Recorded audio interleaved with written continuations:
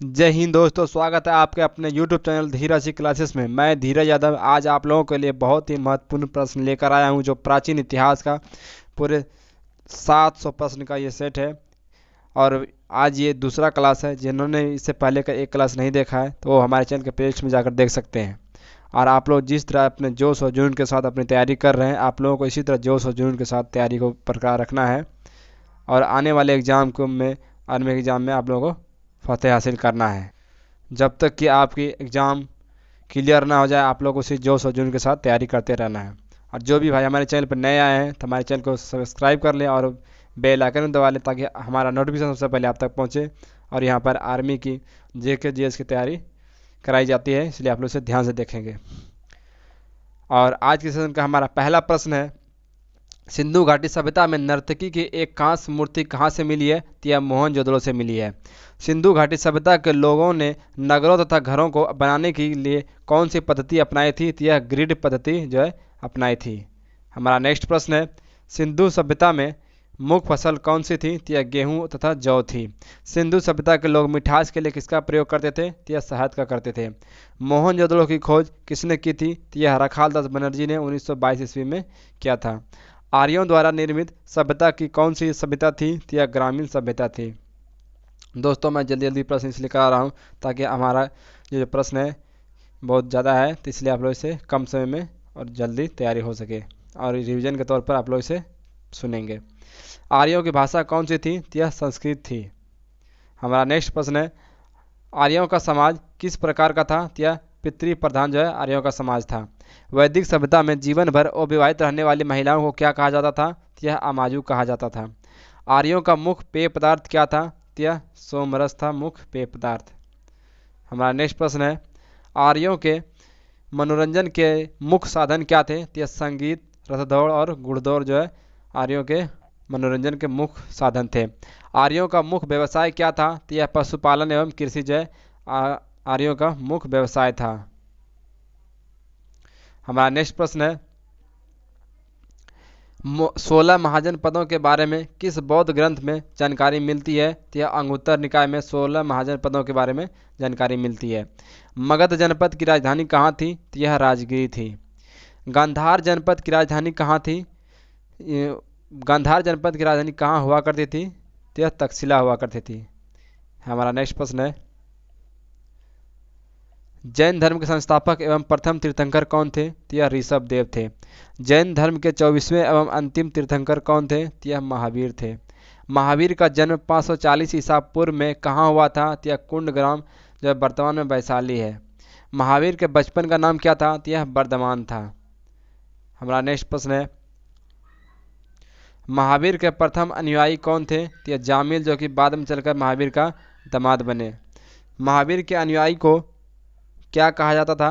तो उसे निगरंध कहा जाता था। प्रथम जैन संगति कहाँ हुई थी? तो यह पाटलिपुत्र में 300 ईसा पूर्व में हुआ था प्रथम जैन संगति। हमारा नेक्स्ट प्रश्न है, सम्यक दर्शन, सम्यक ज्ञान और सम्यक आचरण किस धर्म का त्रिरत्न है? तो यह जैन धर्म का त्रिरत्न है, सम्यक दर्शन, सम्यक ज्ञान और सम्यक आचरण। बौद्ध धर्म के संस्थापक कौन थे? तो यह गौतम बुद्ध थे। एशिया का ज्योतिपुंज किसे कहते हैं? लाइट ऑफ एशिया, जिसे गौतम बुद्ध को कहा जाता है। हमारा नेक्स्ट प्रश्न है, गौतम बुद्ध का जन्म कब हुआ था? तो यह 563 ईसा पूर्व में हुआ था, जो कि कपिलवस्तु के लुम्बिनी में हुआ था। गौतम बुद्ध का बचपन का नाम क्या था? तो यह सिद्धार्थ था। गौतम बुद्ध के पत्नी का तथा पुत्र का नाम क्या था? गौतम बुद्ध की पत्नी का नाम यशोधरा था और पुत्र का नाम राहुल था। गौतम बुद्ध को ज्ञान की प्राप्ति किस पेड़ के नीचे हुआ था? तो यह पीपल के वृक्ष के पेड़ के नीचे हुआ था। गौतम बुद्ध को ज्ञान की प्राप्ति कहाँ हुआ था? तो यह बोध गया में ज्ञान की प्राप्ति हुई थी। हमारा नेक्स्ट प्रश्न है, गौतम बुद्ध ने अपना प्रथम उपदेश कहाँ पर दिया?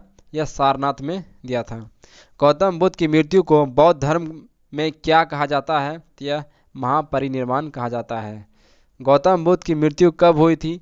तो यह 483 ईसा पूर्व में कुशीनगर में, जो कि अब देवरिया उत्तर प्रदेश में है। किसके शासनकाल में प्रथम बौद्ध संगीति हुई थी? यह अजातशत्रु के शासनकाल में प्रथम बौद्ध संगीति हुई थी। हमारा नेक्स्ट प्रश्न है, प्रथम बौद्ध संगति कब हुई थी? यह 483 ईसा पूर्व राजगिरी में हुई थी। प्रथम बौद्ध संगति का अध्यक्षता किसने की थी? तो यह महाकश्यप ने किया था। द्वितीय बौद्ध संगति कहाँ पर हुई? तो यह वैशाली 383 ईसा पूर्व में हुआ था। द्वितीय बौद्ध संगति किसके शासनकाल में हुई? तो यह काला अशोक के शासनकाल में हुआ था। हमारा नेक्स्ट प्रश्न है, द्वितीय बौद्ध संगति की अध्यक्षता किसने की थी? तो यह सवाकामी ने अध्यक्षता की थी। सम्राट अशोक के शासनकाल में पाटलिपुत्र में कौन सी बौद्ध संगति हुई थी? यह तृतीय बौद्ध संगति जो कि 255 ईसा पूर्व में हुई थी। कनिष्क के शासनकाल में कुंडलवन में कौन सी बौद्ध संगति हुई? तो यह चतुर्थ बौद्ध संगति हुई जो कि प्रथम ईसवी शताब्दी में। हमारा नेक्स्ट प्रश्न है, नंद वंश का अंतिम शासक कौन थे? तो यह धनानंद थे, घनानंद। मौर्य वंश की स्थापना किसने की थी? तो यह चंद्रगुप्त मौर्य ने की थी। चंद्रगुप्त मौर्य किस धर्म के अनुयायी था? तो यह जैन धर्म का अनुयायी था। चंद्रगुप्त मौर्य का विवाह किसकी पुत्री कार्नेलिया से हुआ था? तो यह सेल्यूकस निकेटर के पुत्री कार्नेलिया से हुआ था। हमारा नेक्स्ट प्रश्न है, चंद्रगुप्त मौर्य के बाद मगध साम्राज्य के राजा कौन बना? तो यह बिंदुसार बना। अमित्र घात के नाम से किसे जाना जाता है? तो यह बिंदुसार को जाना जाता है। बिंदुसार के बाद मगध साम्राज्य की राजगद्दी पर कौन बैठा था? तो यह अशोक बैठा। अशोक ने बौद्ध धर्म के प्रचार के लिए अपने पुत्र महेंद्र एवं पुत्री संघमित्रा को कहाँ भेजा था? तो यह श्रीलंका भेजा था। हमारा नेक्स्ट प्रश्न है, 1750 ईस्वी में अशोक के शिलालेख की खोज सर्वप्रथम किसने की थी? तो यह पाद्रेटी पैंथलर ने जो है अशोक के शिलालेख की खोज की थी। अशोक के किस शिलालेख में धर्म की व्याख्या की गई? तो 11वें शिलालेख में धर्म की व्याख्या की गई है। अशोक के शिलालेखों की संख्या कितनी है? तो यह 14 है। अशोक के स्तंभ लेखों की संख्या कितनी है? तो यह 7 है। सिकंदर के शिष्य कौन थे? तो यह अरस्तु थे, सिकंदर के शिष्य। हमारा नेक्स्ट प्रश्न है, सिकंदर का सेनापति कौन था? तो यह सेल्यूकस निकेटर जो है सिकंदर का सेनापति था। हमारा नेक्स्ट प्रश्न है, शुंग वंश की स्थापना किसने की थी? तो यह पुष्यमित्र शुंग ने की थी। शुंग वंश का अंतिम शासक कौन था? तो यह देवभूति था। कन्नौ वंश की स्थापना किसने की थी? तो यह वासुदेव ने किया था। कन्नौ वंश का अंतिम शासक कौन था? तो यह सुशर्मा था। हमारा नेक्स्ट प्रश्न है, सातवाहन वंश की स्थापना किसने की थी? तो यह सिमुक ने किया था।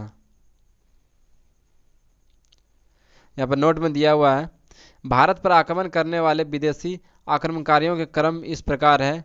तो सबसे पहले यूनानियों ने आक्रमण किया, फिर शक, फिर पल्लव और कुषाणों ने। गुप्त वंश के संस्थापक कौन थे? तो यह श्रीगुप्त थे। गुप्त वंश के प्रथम सम्राट कौन बना? तो यह चंद्रगुप्त मौर्य बना। हमारा नेक्स्ट प्रश्न है, गुप्त वंश की शुरुआत किसने की थी? तो यह चंद्रगुप्त प्रथम ने किया था। हीनयान तथा महायान किस धर्म का 2 भाग हैं? तो यह बौद्ध धर्म के 2 भाग हैं। हमारा नेक्स्ट प्रश्न है, चंद्रगुप्त प्रथम के बाद गुप्त वंश का शासक कौन बना? तो यह समुद्रगुप्त बना। किस शासक को भारत का नेपोलियन कहा जाता है? तो यह समुद्रगुप्त को कहा जाता है। हरिसेन किसके दरबारी में कवि थे? तो यह समुद्रगुप्त के दरबार में कवि थे।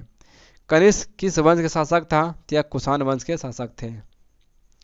हमारा नेक्स्ट प्रश्न है, गांधार शैली एवं मथुरा शैली का विकास किसके शासनकाल में हुआ? तो यह कनिष्क के शासनकाल में हुआ।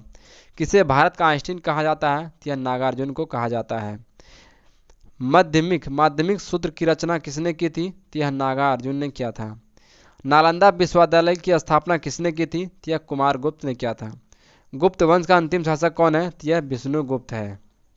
हमारा नेक्स्ट प्रश्न है, गुप्त काल में ऐसी भूमि जो जोतने योग्य नहीं थी उसे क्या कहा जाता था? उसे सील कहा जाता था। गुप्त काल में ग्राम समूहों की छोटी इकाई को क्या कहा जाता था?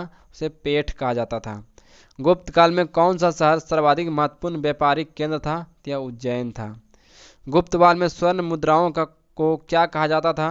उसे दिनार कहा जाता था। गुप्त सम्राट किसके अनुयायी थे? तो यह वैष्णव धर्म के अनुयायी थे। हमारा नेक्स्ट प्रश्न है, धन्वंतरी किसके दरबार में आयुर्वेदाचार्य थे? तो यह चंद्रगुप्त द्वितीय के दरबार में आयुर्वेदाचार्य थे। चंद्रगुप्त द्वितीय के शासनकाल में संस्कृत भाषा के सबसे प्रसिद्ध कवि कौन था? तो यह कालिदास थे। गुप्त काल में लिखित पुस्तक पंचतंत्र के लेखक कौन थे? तो यह विष्णु शर्मा थे। हमारा नेक्स्ट प्रश्न है, सूर्य सिद्धांत नामक ग्रंथ की रचना किसने की थी? तो यह आर्यभट्ट ने किया था। भारतीय इतिहास का स्वर्ण युग किस काल को कहा जाता है? तो यह गुप्त काल को कहा जाता है। अभिज्ञान शाकुंतलम के लेखक कौन है? यह कालिदास है। पल्लव वंश का संस्थापक कौन थे? तो यह सिंह विष्णु थे। पल्लव वंश की राजधानी कहाँ थी हुआ करती थी? यह कांचीपुरम हुआ करती थी। महेंद्र वर्मन प्रथम, नरसिंह वर्मन प्रथम, परमेश्वरम वर्मन प्रथम, नरसिंह वर्मन द्वितीय तथा नंदी वर्मन द्वितीय किस वंश के शासक थे? तो यह पल्लव वंश के शासक थे। मतविलास प्रहसन की रचना किसने की थी? तो यह महेंद्र वर्मन ने की थी। दोस्तों यह बहुत ही महत्वपूर्ण प्रश्न है, इसलिए आप लोग इसे ध्यान से देखेंगे, जो कि आपके आने वाले एग्जाम के लिए रामबाण साबित होगा और इससे बहुत ही महत्वपूर्ण प्रश्न पूछे जाएंगे, इसलिए आप लोग इसे ध्यान से देखेंगे और सुनेंगे। महाबलीपुरम का एकाश्म मंदिर का निर्माण किसने करवाया था? तो यह नरसिंह वर्मन प्रथम ने करवाया था। कांचीपुरम के कैलाश मंदिर का निर्माण किसने करवाया था? तो यह नरसिंह वर्मन द्वितीय ने करवाया था। हमारा नेक्स्ट प्रश्न है, कांचीपुरम के मुक्तेश्वर मंदिर तथा बैकुंठ पेरुमाल मंदिर का निर्माण किसने करवाया? तो यह नंदी वर्मन द्वितीय ने करवाया था। पल्लव वंश का अंतिम शासक कौन था? यह अपराजित वर्मन थे।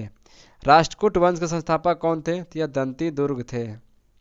हमारा नेक्स्ट प्रश्न है, कृष्ण प्रथम, गोविंद तृतीय, अमोद वर्ष, कृष्ण द्वितीय, इंद्र तृतीय तथा कृष्ण तृतीय किस वंश के राजा थे? तो यह राष्ट्रकूट वंश के राजा थे। हमारा नेक्स्ट प्रश्न है, राष्ट्रकूट वंश की राजधानी कहाँ हुआ करती थी? तो यह मनकिर या मानखेड़ हुआ करती थी। राष्ट्रकूट वंश के प्रथम शासक कौन थे? यह ध्रुव थे। किस राष्ट्रकूट शासक ने प्रतिहार वंश के शासक नागभट्ट द्वितीय को पराजित किया? तो यह गोविंद तृतीय ने पराजित किया था। हमारा नेक्स्ट प्रश्न है, किस राष्ट्रकूट शासक ने प्रतिहार वंश के शासक वत्सराज एवं पाल वंश के शासक धर्मपाल को पराजित किया? तो यह ध्रुव ने किया था। और आज के सेशन का हमारा सेकंड एंड लास्ट प्रश्न है, किस राष्ट्रकूट वंश के शासन काल में अरब निवासी अल्मसूदी भारत आया था? तो इंद्र तृतीय के शासनकाल में अल्मसूदी भारत आया था। और आज के सेशन का हमारा अंतिम प्रश्न है, हर्यक वंश के संस्थापक कौन थे? तो यह बिंबिसार थे, हर्यक वंश के संस्थापक, जो कि बहुत ही महत्वपूर्ण प्रश्न है। इसे दोस्तों इसे ध्यान से देखेंगे। और आज का सेशन हमारा यहीं पर समाप्त होता है। मिलते हैं नेक्स्ट क्लास में। जय हिंद, जय भारत, वंदे मातरम।